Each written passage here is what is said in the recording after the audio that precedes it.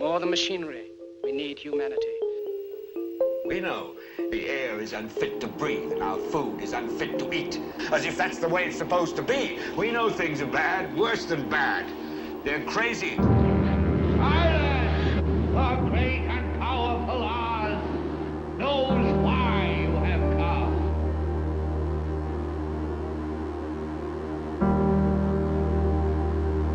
You've got to say, I'm a human being. God damn it. My life has value. You have meddled with the primal forces of nature. Don't give yourselves to brutes, men who despise you, enslave you, who regiment your lives, tell you what to do, what to think, or what to feel, who drill you, diet you, treat you like cattle, use you as cannon fodder. Don't give yourselves to these unnatural men with machine minds and machine hearts.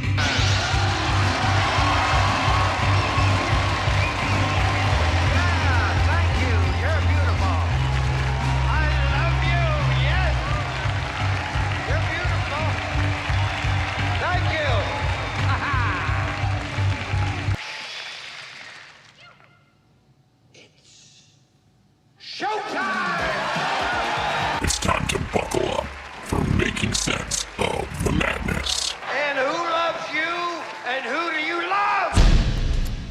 Hey everybody, Jason Bermas here.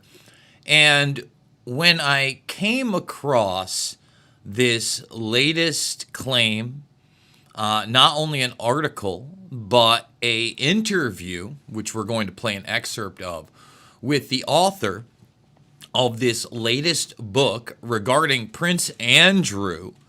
And the claim was made that the Poot himself has the Epstein tapes or some form of them.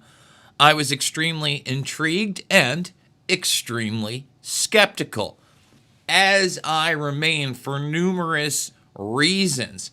However, when I saw the actual interview and not the headline, there were several other revelations to me that seemed more relevant and, in fact, are more likely and possibilities. And then on top of that interview, there is the revelation that I've seen nobody really talking about, but just this past week, Stephen Hoffenberg, who died back in 2022 and was a financial partner with Epstein in Towers Financial, and it was the largest Ponzi scheme prior to Madoff. Everybody knows about Madoff.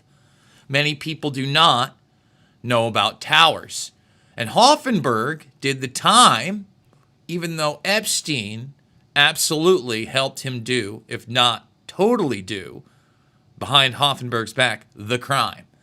And Hoffenberg was a really, really interesting guy in the sense that after he did his time, they actually elected him back to the board of Towers, and he started to do podcasts talking about the Epstein case in particular. Well, here's the deal. This supposed deathbed confession is one that he gave and he ordered not to be out there until 3 years after his death. Well, the 3 years is up, and he is saying that, yes, in fact, Epstein was taping everything, and on a weekly basis, sending that information to the quote-unquote cabal. This is going to be a big one if you are new to the Epstein case. I think it's going to be even a big one for those that have been following the Epstein case. We're also going to delve into the reports, supposedly, that have now been denied by Ghislaine Maxwell's attorney, that she has been granted some type of work release program. We can only hope that those reports are indeed false and that Maxwell's attorney is telling the truth. But we're going to dive into all of it today. We're going to talk about that relationship with Prince Andrew that, of course, goes well beyond status for a number of reasons that, unfortunately, it seems like this author is just not connecting the dots on. And then we're going to get into the Putin claim especially. Let's thumbs it up, subscribe, share, let people know about the broadcast, and of course, ring that bell. Ring that bell. Look, it's great that we're actually growing on this channel for the first time in 5 years via YouTube. We're still fully demonetized. There are no paychecks out there, and that's why I need your support now more than ever. I do want to thank everybody that donated yesterday and beyond. Laura, thank you so much. And then you got the FOIA files. They got some great pieces out there right now on surveillance, especially in the Los Angeles area. Thank you so much for your donations. $5, $10, $15 means the world to me. Thank you for the big donors. Again, could not do it without you. Also, consider following me on X, where you'll see a lot of these stories in the raw format. Let's get into it. So we've got this new book right here. All right. And there are some pretty explosive claims, but really the ones that we've got to focus on, and again, Andrew Lowney gives a interview here, are the ones surrounding Epstein, and especially this claim of Mark Dougan, or John Mark Dougan, having these tapes, fleeing to Russia, and then essentially giving them to Putin. But what's not being headlined is the idea that even Saudi Arabian and Libyan officials may have had some of these tapes, which would not shock me in the least, okay? I want people to think about that. The Saudi Arabian angle especially, all these new pictures of Epstein surrounded by Saudis. Okay? So what we're going to do right now is we're going to hit this clip with the author of this book, and I believe it's the Times out in the UK. Let's do it to it, everybody. Let's turn to his relationship with Jeffrey Epstein and how that began, because he says he met him in 1999. You write that he'd actually known him for a decade by then. You say that Andrew was drawn into his net and was easy prey for a rattlesnake like Epstein. What did each get from the other? Why did this relationship even begin? Well, it began really through Ghislaine Maxwell, who I suppose was friendly with Andrew, in fact was an occasional lover, and I think she felt that he could be useful to Epstein. So let's just start right there, because I think that that's something that is not getting addressed enough, if at all, is that Prince Andrew was also sleeping with Ghislaine Maxwell. All right? And not only when you get into these upper echelons of, I would say, the entitled. I mean, we're talking about not only the royal family, but the socialites that surround them. You can call them the billionaire class or whatever. They're very, let's just say, sexually promiscuous. Okay? Lot of probably trauma throughout the years, but also entitlement in that regard because of their status, their money, their fame, their family. All those things are real. I often point to people, there's this Vice show out there, and they do these interviews with people that have masks on. And there's this one show where they're talking about people working in hotels, where these rich people just rent out the entire hotel. And of course, it's the most perverse, sexual, drug-fueled thing. They don't even look as the staff among the other people that are there for their pleasure as human. Okay? So I think the idea that, Andrew and Ghislaine Maxwell had a relationship on top of it is probably a real one. And that one's not discussed as much. And just like Epstein and her. I hate to put it this way, but pimps share. And at the end of the day, although Epstein wasn't running a brothel in that sense, he did have the harem idea, and that is part of it. Let's keep going. And Andrew felt that Epstein could be useful to him. As he said in his Newsnight interview, he introduced him to useful people. And of course, Epstein paid a lot of bills, and he also introduced Andrew to a ready supply of women. What Epstein liked was that Andrew gave him respectability. It gave him, again, contacts. Andrew, as a trade envoy, could take Epstein on some of these trips and introduce him to business. So it was a win-win situation for both of them. And this is why it's so appalling, really, that the government have refused to reveal the files for Andrew's time as special representative, which would say who were on these trips. Yeah, you're right that Epstein called Andrew his Super Bowl trophy and was obviously cherished that relationship, found it very useful. You also say that compromising material on Andrew might have been passed to Israel's Mossad secret service, to Saudi Arabian authorities, even to Colonel Gaddafi's Libyan intelligence services by Epstein. Is there any proof of that? Well, that's what I was told. I mean, my sources said that this material was collected. We know that Epstein filmed people in his houses. This film was collected by the FBI. It's still with the FBI. It goes back to 2006. But a man called Mark Dougan, who was a Palm Beach policeman, was worried that this stuff would be destroyed or never be made public. And he took some of it and went to Russia. And according to the MI6 and a story in the Sunday Times, this material was passed to one of Putin's right-hand man.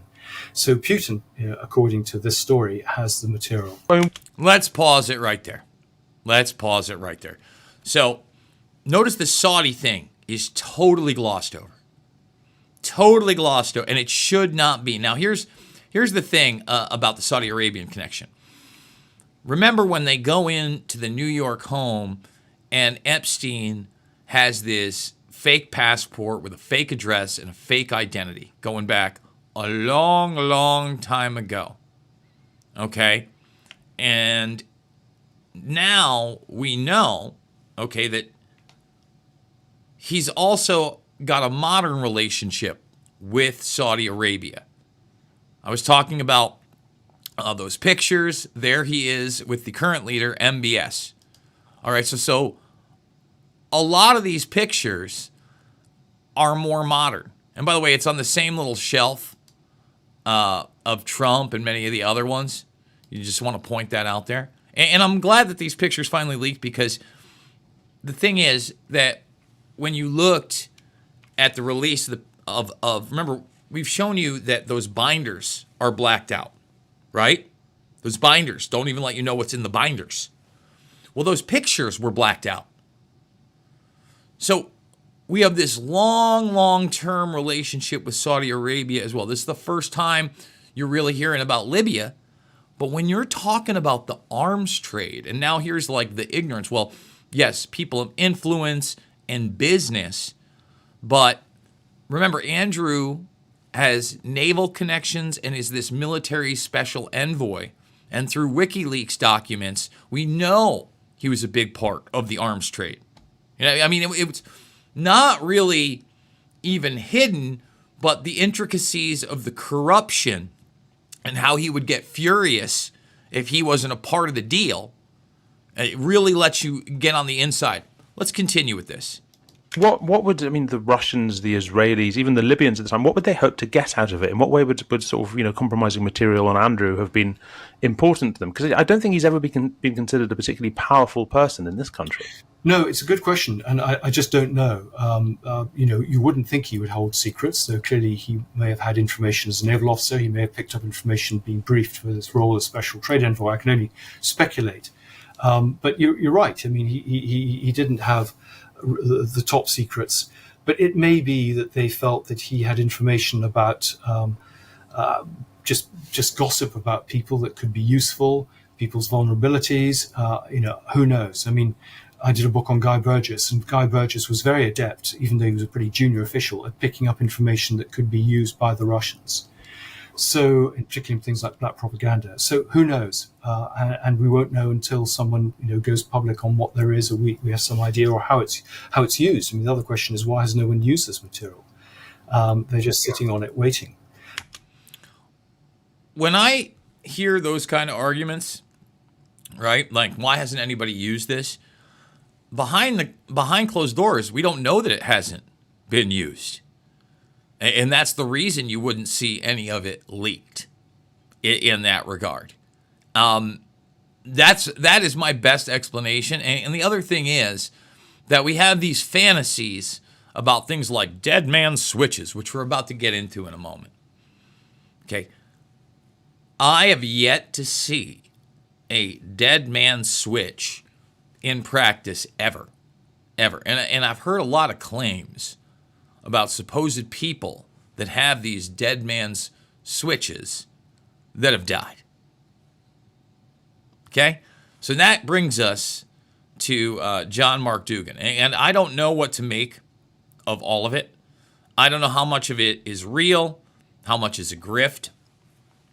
This is the Newsweek article. How a fugitive Florida deputy sheriff became a Kremlin disinformation impresario. And when Dougan originally made his claim that he had Epstein tapes in Russia, I was highly skeptical.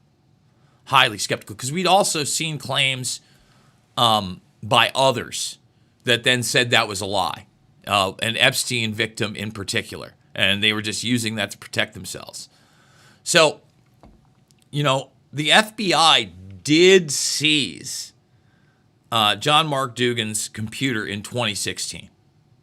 That's a real thing. And that does make me question whether or not there is the possibility he had material. Now, he says that not only did he have material, but he had it backed up. And we're going to get to his story because the story continues. All right, this one is Radar Online. I think this is in the past month or so. New Jeffrey Epstein A-list sex tape horror. How stars are running scared that videos captured in pedophile's $77 million Manhattan lair will be leaked to the world. And this is by David Guerra. Let's make it a little smaller so everybody can read it. As the cry for Jeffrey Epstein's suspected list of clients grows louder. See, as soon as I hear that, I'm already skeptical of the whole article. There are no clients in that regard. He was not running a brothel. He was using that harem and many of his victims, okay, as a serial pedophile to curry favor and entrap people. And in his case, they were often underage teenage girls. And in the case of blackmail with some of these people, we don't really know, do we? I think it's a mix. All right? Now, we do know that when I continually read even articles like this, they focus on New York or they focus on the island. They focus on New York or they focus on the island. There's two islands, and rarely do I hear anything about the New Mexico ranch that I would also expect to be wired up. But not only because of its location, but perhaps other things going on there, was not the hot spot for celebrities, etc., at least that we know of, that the islands and the New York mansion in particular were. Okay? Radar Online can exclusively reveal one former Florida deputy sheriff has troves of tapes from inside the sex offender's home that he says could expose it all. And he says the FBI already has the tapes as well. Now, here's the thing. As you read this, you really find out how thin this story is and what, John Mark Dougan is even claiming. Because he's claiming he hasn't even really looked at the material. That seems suspicious to me. Every bedroom in Epstein's house was said to have multiple cameras in it, some for security, many for blackmail.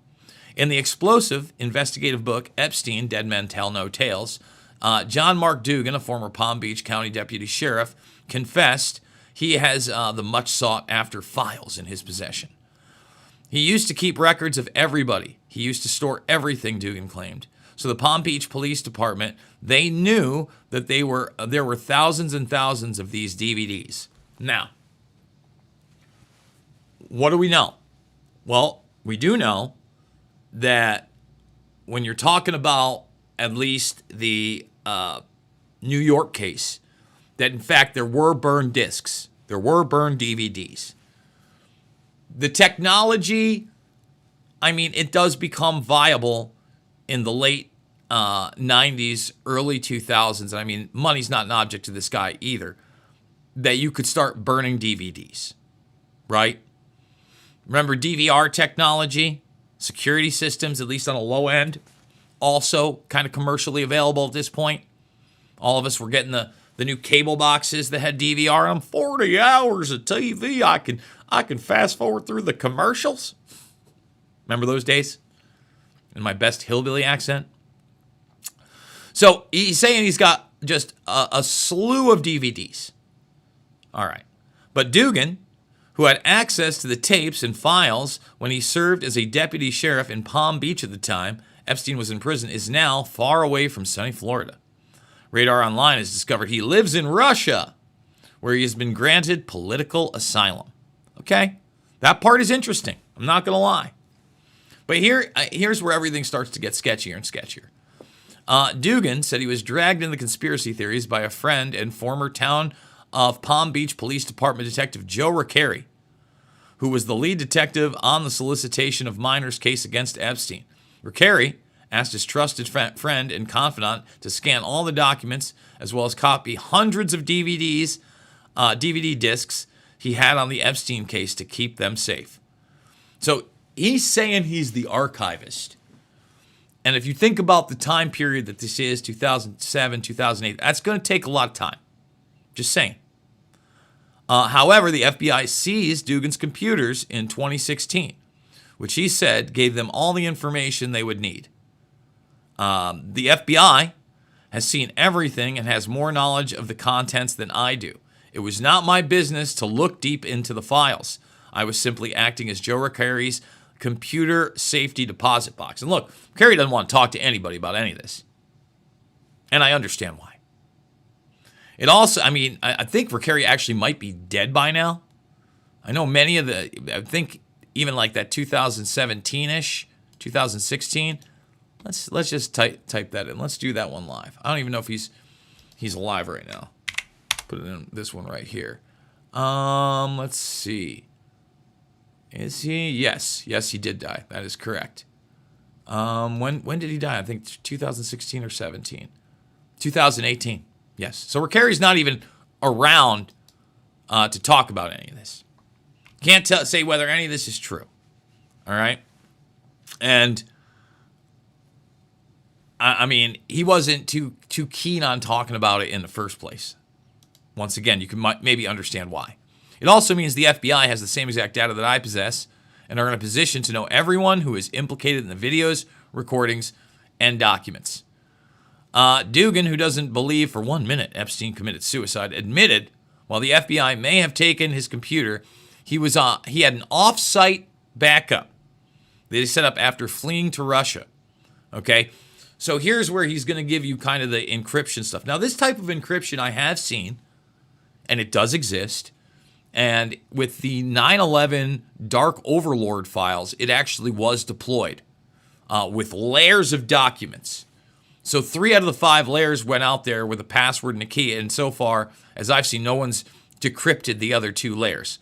So all this that he's talking about is plausible, but I don't know that I believe it. Okay, so he's taken severe steps to spread out the encryption codes to sources around the globe and maintains he has never actually looked at the files other than their names, types, and sizes. The Epstein data is encrypted in a TrueCrypt, VeraCrypt container and has been given to a few people. They cannot look at the contents because they do not have the decryption keys, he says. Others have the decryption keys, but they do not have access to the encrypted containers. My contacts are in 5 continents and do not know each other. Okay, so then if what happens to you happens, I still don't understand what the mechanisms are. The Epstein files stay secure and unreadable to everyone. I do not have a physical copy in my immediate possession because of security reasons. Now, this is supposedly the guy that gave all the files to the Pootster. That I would assume, if he's got political asylum and like any of his story is real, they would, like, Putin's not like, oh, encrypted files? Again, that glossed over angle of Saudi Arabia and Libya were the most interesting to me. And he says, just in case something were to happen to him, the old dead man switch, everybody, Dougan has made contingencies as well. I have made arrangements that it can be decrypted in the event of my arrest, if I go missing for an extended time, or in case of my unusual or untimely demise. I have a system in place to connect people with encrypted containers to those who have the decryption keys. If you say so, man, I think there's a lot to doubt here. Now, while that story is kind of making its way back out there, this is the one I think that we should be paying attention to. Jeffrey Epstein's former mentor reveals incriminating tapes exist, but deep state cabal buried them. Now, Hoffenberg, again, super interesting character, did prison time. Goes back to that 80s Epstein, right? Remember, even that biographer, he's talking about the connection to Prince Andrew. Andrew claims late 90s, Johnny Nonsense. 89 is around the time he's saying it. Hoffenberg's with him in the 80s. So this has a lot of that money management stuff, okay? So this is the one that I'm giving real credence to. Jeffrey Epstein mysteriously perished in jail 6 years ago. But sources say the deep state cabal that controlled him is still covering up video evidence implicating the international power brokers entangled in his illicit sex trafficking web. In a deathbed confession, financier Stephen Hoffenberg, who mentored the money man during the 1980s before cooperating with the FBI, said the shadowy group tasked Epstein and his now imprisoned sidekick, Ghislaine Maxwell, while with ensnaring global bigwigs into a vast blackmail scheme. Wherever Epstein was entertaining, he and Ghislaine were taping, said Hoffenberg, who asked the National Enquirer not to publish what he knew about the cabal until 3 years after his death, which occurred in August of 2022. Okay, so, I mean, and look, I get it. It's a tabloid, the National Enquirer. A lot of people don't realize how much stuff that they've broken that is relegated to the sidelines because of what they are. They were sending video footage to the cabal every week, Hoffenberg told the Enquirer. See, this is more in line with a quote-unquote dead man switch. You know, Hoffenberg didn't have like tapes or magic. He just had an interview that he didn't want out there until well after his death. For whatever reason. You know, probably to get his finances in order for his family after the fact without restriction or some kind of meddling. Maxwell, who was sentenced to 20 years in federal prison for sex trafficking and conspiracy linked to Epstein's sexual abuse of female minors, remains the only person besides her late boss who is charged in the case. All right, and I want people to think about that as well. Okay. We have the non-prosecution agreement. She is now trying to get that shown via the Supreme Court because everybody else has denied her. And she doesn't feel that she should have been tried. She wasn't the only accomplice. Far from it. Okay? So Hoffenberger also said this. He added that exposure of these tapes would be the motherlode of damning evidence, which would take down many of the world's most powerful men and shatter the secret cabal that Epstein reported to. Okay? So I'm hoping that we're going to see that whole interview out there. I'd like to see the videotape of it, or if it was an audio interview, whatever we got. I think that's the story that we need to focus on. Now, this one went on my radar yesterday. Ghislaine Maxwell's lawyer addresses bombshell work release report. Okay? The lawyer for Jeffrey Epstein's associate, Ghislaine Maxwell, who, remember, they just moved to a much cushier facility. All right? After she talked to the Department of Justice for 2 days behind closed doors. Epstein associate Ghislaine Maxwell has denied claims she is able to leave her minimum security facility to attend work assignments. The report that Maxwell, who is serving 20 years in prison for conspiring with the late pedophile to traffic and sexually abuse children, has been granted work release privileges in defiance of federal rules for sex offenders, was made by Allison Gill, host of the Mueller She Wrote political podcast.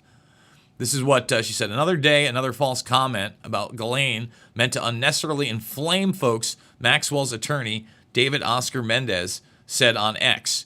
All right, but on her blog, Gil claimed she had obtained Maxwell's security score, custody level, and transfer code at the prison camp, Bryan, Texas, where she was transferred from a stricter federal prison in Florida after speaking to Todd Blanche, Donald Trump's former criminal defense lawyer and currently Deputy Attorney General. Okay.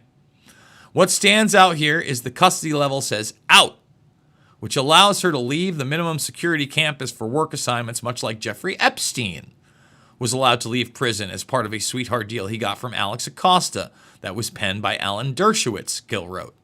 Not wrong there. Gil added that she did not have confirmation Maxwell had worked outside the Texas facility, but suggested that if it were the case, she was once again receiving the perks not offered to other sex offenders. Now, I'm on the fence here. When you find out, when you really dig into how much time Epstein did at that facility, it's disturbing. It's disgusting. Okay? So, we know she's talked to the DOJ recently.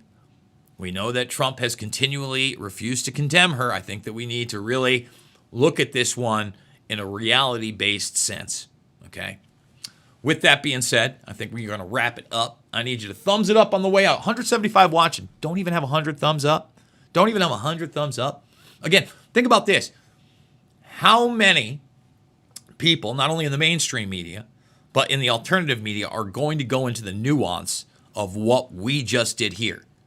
I don't know if there's a handful right now breaking down the Epstein case. I hope this is valuable information to you guys, and if it is, please consider supporting the broadcast. I hate to hardball everybody, but there are no paying gigs. We are trying to keep this going, struggling day by day, but that's okay. I love what I do, and I hope you guys do too. $5, $10, $15 does mean the world to me. There are other links down below other than the Buy Me a Coffee. Thank you to all those that have supported me. Also, give me a follow on X. And as always, it is not about left or right. It is always about right and wrong. I absolutely love you guys, and thank you so much for watching the broadcast. We will see you on the flip side.